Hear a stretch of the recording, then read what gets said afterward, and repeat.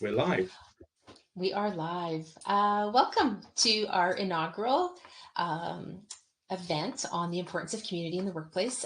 Today you have Lee Norris and myself, Dawna Atamanchuk with Change Innovators, to talk to you and share with you ideas on the importance of community in the workplace. You know, Hi, what is everybody. interesting? What do you think of that, Lee, when you hear community and the workplace? Is there a connection for you? I think it's something that lots of organisations talk about, but they find quite enigmatic. You know, what does it actually mean to have a community in the workplace? Well, you know, for me, it would be lovely if people could have genuine friendships with not just each other in terms of their peer groups, but also, you know, the whole way through the organisation. You know, leadership structures that encouraged and kind of enabled organisations to be communities as opposed to anything else. There's a part of me that likes to think about all work is voluntary. You know, we just happen to pay some people to do it. You know, so if organisations looked at it from that point of view, they might be quite different. What do you think about that? I think that's theory that, you know, when you have a friend somewhere, you enjoy going there more, you know, if it's that community at work or that community in your space. I think Yeah. we do put some of who we are at work, you know. They say we aren't, you know, we're more than our work, and we are.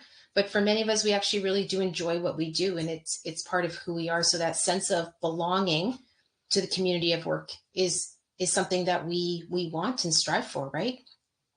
And I think, the ability yeah, to connect in different levels isn't really something an organization can enforce. It's more of a way of being. What do you know, that way of being? way of being. Yeah. I think you have to work at it. Yes. You know, networking, as it's often called in organizations, you know, some people I think could be put off by that idea of building networks. You know, we were listening to an article today by Dr. David Rock being interviewed, and we can share that after the event. But he also in that interview talks about, you know, introversion, and maybe naturally people who are more introverted aren't necessarily drawn to building networks. But regardless of whether you are proactive about it, you are, by virtue of the fact, a member of an organization, part of a network. For me, networking these days at least takes on a more meaningful, something more meaningful than just being in a network. It's about it's something more special than that. It's creating a space where people can be really comfortable together, and if you can be really comfortable together and really work hard at that, then you can create better spaces for creativity, and for people to just feel safer in the work that they're doing. Do you know what I mean by that, Dawna? I do. Well, in that article, it specifies something that I often feel, right? Which is in different spaces of throughout our day, we make different connections. So this concept of only one space to work in, you know, so during our days, we ourselves might have different needs. So we look for different spaces. And so when we start thinking about community, how is it that I'm having different touch points through my day? And how am I making those connections in community? So, you know, the days of getting to a meeting for a few minutes before and actually connecting with the people around the table, you know, the idea here about intentionality as you go through your day, not intentional about what the outcome is, but the intentionality of giving that energy and that space to actually create a community as well. And a community then isn't just about work, is it? Not about the No, act of work, yeah. but it's even the community of how you might even approach somebody, like when you get into the parking lot, you know, or when the ability for us to understand how we can create community in our world where we go from face to face to an online conference or an online call like we're having today. You know, you and I are not in the same country, and yet we have a connection and community with each other because we intentionally choose that by the way we interact and are genuinely interested in each other. And I actually see the office, this little office space that I've got now, a bit like my TARDIS. You know, it transports me around the world. So, you know, Yes. you're in Canada, I'm currently in the UK. Okay. We're in totally different time zones. Yes. And the other thing that's interesting is that I can be in Canada with you in 1 minute, but I can be in Australia with Kelly and some of the others the next minute, down in Cornwall with Yvonne, you know. So we're much more globally connected, and we're much more digitally connected in community. It to some extent provides more opportunity probably than ever now to be working in these sorts of environments. But one of the things that I know is that even though, you know, you take the changes that have happened for us, we have built a global community, not just as a team, but also in a broader sense with the people that we work with and our clients and our other partners, if you know what I mean. And that is really important, you know. And by community, I mean a safe environment for us to have conversations and to work together well. Right. Yes. And so when you think about organizations and you actually think about some of those strategies and practical ideas about the importance in creating that workplace community, that idea of how do I influence and control the space that I'm in, right? Like we have work, everyone has there's things that we need to do so work can get done and the people we interact with can get what they need.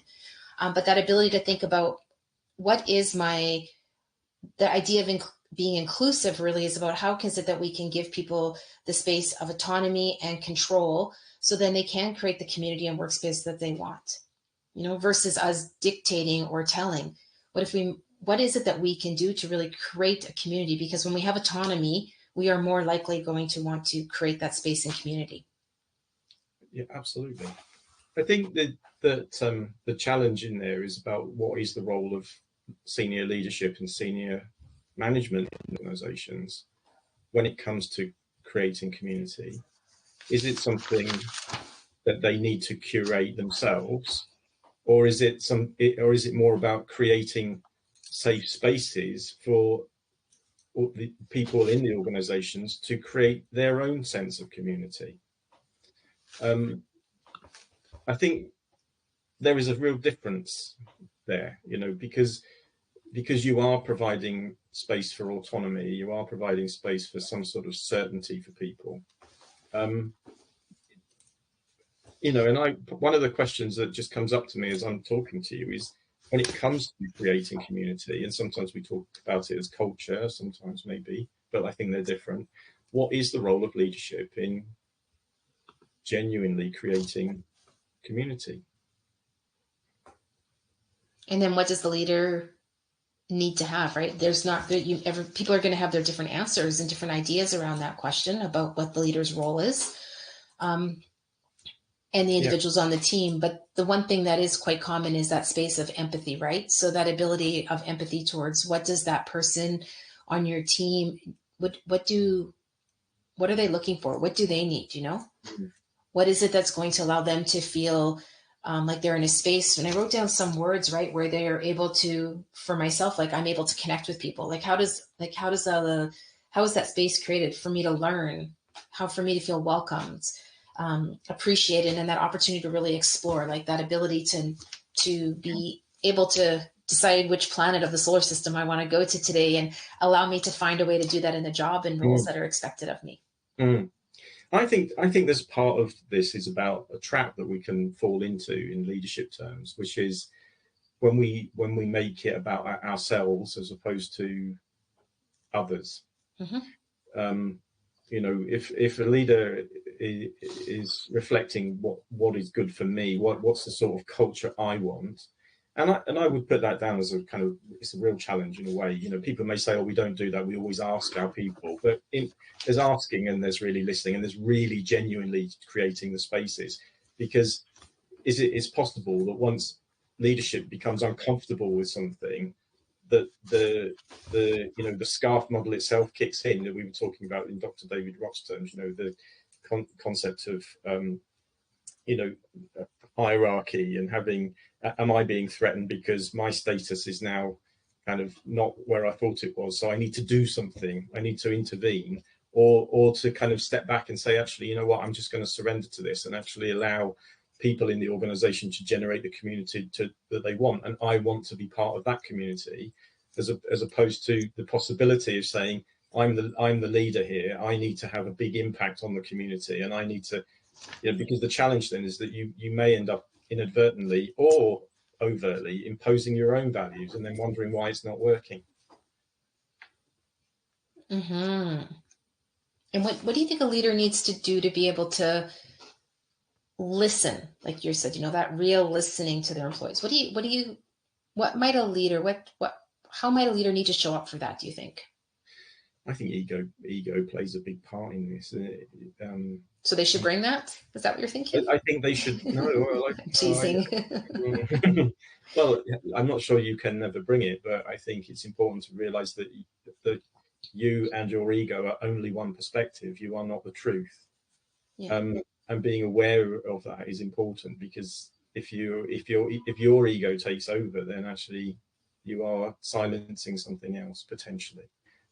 So I think it's being really aware of that potential and dialing it down, because we all have the voice in our head. Our ego is either telling us you're wonderful or maybe you're not so wonderful, but dialing that down to engage in a conversation and engage and be in a way that allows others to be who they are, and that's okay, is likely to bring about more of an honest sense of community than if we feel that we need to impose something.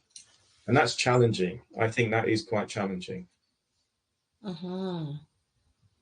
It's very challenging, because when things don't look, feel, sound, or smell the way we expect them to, it's easy for us to potentially feel threatened, right?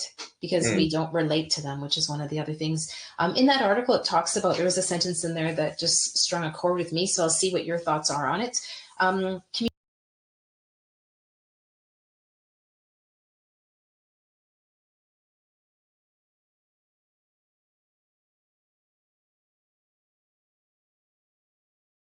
Community is this idea of having choice and autonomy, which we've kind of alluded to. But what that does is it brings with it the opportunity for fairness. What are your thoughts on fairness and some of the ideas you've already shared? I think fairness is one of those things that can really get under the skin of an organization and the people within it, because we all of us have a different sense of what fairness may look like. And we know, because of much of the work that we do, that fairness goes way beyond just a kind of it's a deeply embodied, deeply ingrained thing within many species that live on the planet, whether it's human beings or monkeys or dogs or whatever. That fairness really, really matters. And I think what can happen is that people break into different kinds of communities almost. We sometimes we can be quite tribal, maybe, or maybe that's the wrong word, or maybe we can be kind of cliquey, maybe, or some other kind of thing like that, and we can do that inadvertently. You can do that by becoming a parent. You could become part of a club, can't you, that suddenly has children, or you can you can kind of mix in and between different groups and you don't even realize that that's happening. So but a true community, a true sense of community and fairness will kind of lean into that stuff and try to create something greater that can include as many of those different aspects as possible.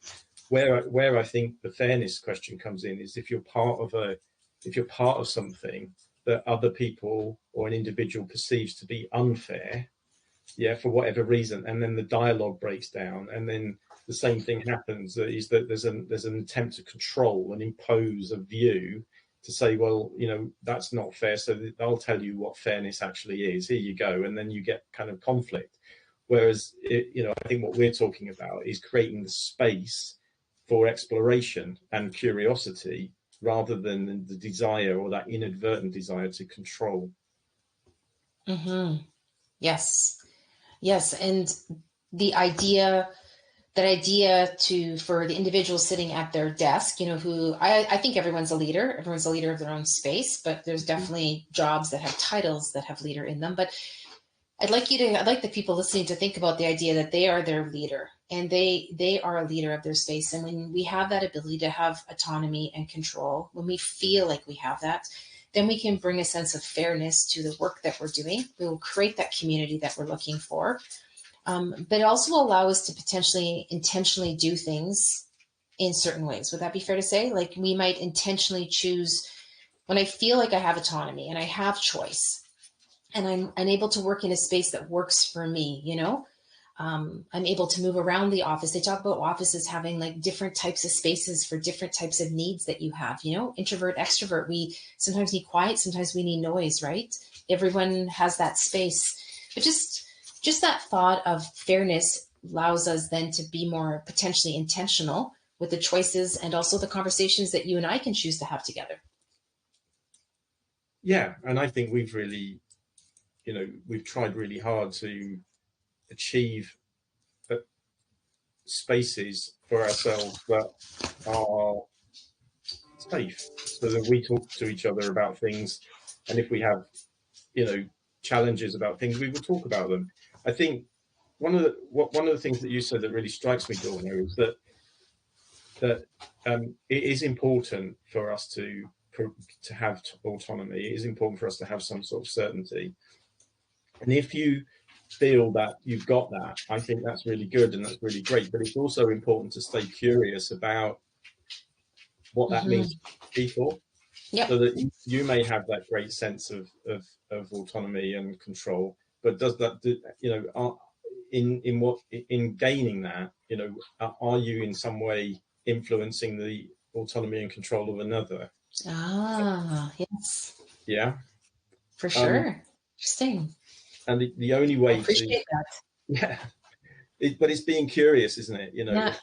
It's being curious about this. You know, it could be anything from, you know, I know I always come in and sit by the window, and you know that's where I feel comfortable. But is it possible that, you know, on a day or something else, somebody else sitting by the window might also be helpful? And if that goes unstated or goes unsaid, then you get these kind of unseen undercurrents that, you know, we know exist in organizations and communities, because people don't talk about this sort of stuff necessarily, because they're not comfortable to. Right, and that space of that space you're talking about, that space, that energy around that space, it is about it doesn't just come because we automatically want to have it. It's something that takes time. So if I could, we're coming to the end of our time here. We wanted to, would you like to wrap up with a few thoughts before we close our inaugural session here? Any thoughts to share? I know you've got lots of thoughts. Yes, I do. Yes, you've got lots of thoughts, I'm sure. Well, hopefully my thoughts are also with those people that have, if we have any that have tuned in to watch what we're saying today. You know, we don't have all the answers at all, but we thought we would do this to kind of have a discussion around what community means, and recognizing, as we say really boldly on our website, you know, about the importance of human connection. And finally, you know, what I've certainly learned is how empathy, putting yourself in the shoes of another person, is really, really, it's almost like the most important skill set that we need to learn. And it's quite deep work. Some people have it naturally, other people less so. When you understand what empathy does, in relation to connection, then I think more people would genuinely want to do it. And that goes right back to the heart of building strong cultures and strong communities and organizations that thrive. There you go. That for a closing thought. Beautiful. Well, I just want to say it's a privilege. I always personally enjoy having chances to chat and learn with you today. So I appreciate you creating that space to explore. Remember, my community words were exploring, learning, and connecting, and I do appreciate you as a colleague. So thank you very much for joining us here today. If you'd like to reach us, that's the website we're with is Change Innovators, and you can also find us on LinkedIn and online. So thank you for joining us today, and we will see you next time. Ciao. Bye, everybody. Bye.